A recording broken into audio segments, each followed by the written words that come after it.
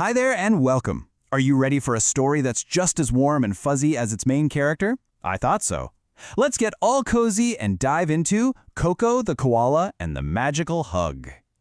Okay, so picture this. We're heading deep into a big, beautiful forest, and we're about to meet a very special koala. So just take a deep breath, get comfortable, and enjoy this sweet little story with me. And here he is. Meet Coco. He's this adorable little koala with the softest, fluffiest fur you can imagine. He lives way up in the tall eucalyptus trees. And you know the number one thing you need to know about Coco? He is super cuddly.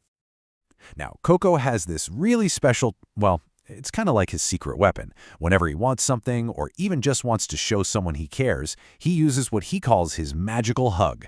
It's pretty amazing, right? It's his own special way of talking without saying a single word. So you're probably wondering how this magical hug works, right? Well, let's see it in action. Our story kicks off with Coco's first little adventure of the day, and you better believe that hug is about to be put to the test. Okay, so it's a bright, sunny morning, and Coco's tummy starts to rumble. He is so hungry. And of course, he spots the perfect snack, a big, yummy-looking eucalyptus leaf swaying way, way up high in a tree. So, what's a little koala to do? Well, you know what he does? He waddles right over to his mama, wraps his little arms around her, and gives her this super tight squeeze. And as he's hugging her, he says his special little chant, "Hug, hug, magical hug." Yep, that's his signature move. And it's amazing! His mama just giggles because she knows exactly what that hug means. She helps her little guy climb up and get that tasty leaf. And just like that, success! The magical hug worked like a charm.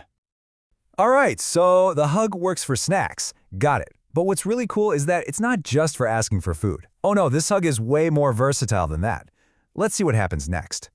So a little later in the day, Coco's been playing a big game of hide-and-seek, and man, is he sleepy. He's totally ready for a nap. But, there's a problem. His favorite soft, fluffy pillow is missing. He looks all over, and you can just see his little eyes starting to well up with tears. Right at that moment, who should wander by but a friendly panda bear? And does Coco hesitate? Not for a second. He runs right up to the panda and gives him another one of those super tight, magical hugs. This time, the hug has a totally different message. It's a hug that's asking for help. You know, the panda bear is a little surprised at first, but then this warm, happy feeling just spreads all through him. He gets it. He totally understands that Coco needs help, and right away he starts looking. And guess what? He finds the pillow tucked away right under a bush. Okay, so pillow found, problem solved. The story could totally end right there, right? But what Coco does next is maybe the most important part of the whole story. It shows us a whole other side to this magical hug. Because what does he do? He gives Panda Bear another magical hug. But this one feels different. It's not a please help me hug. It's a thank you so much hug.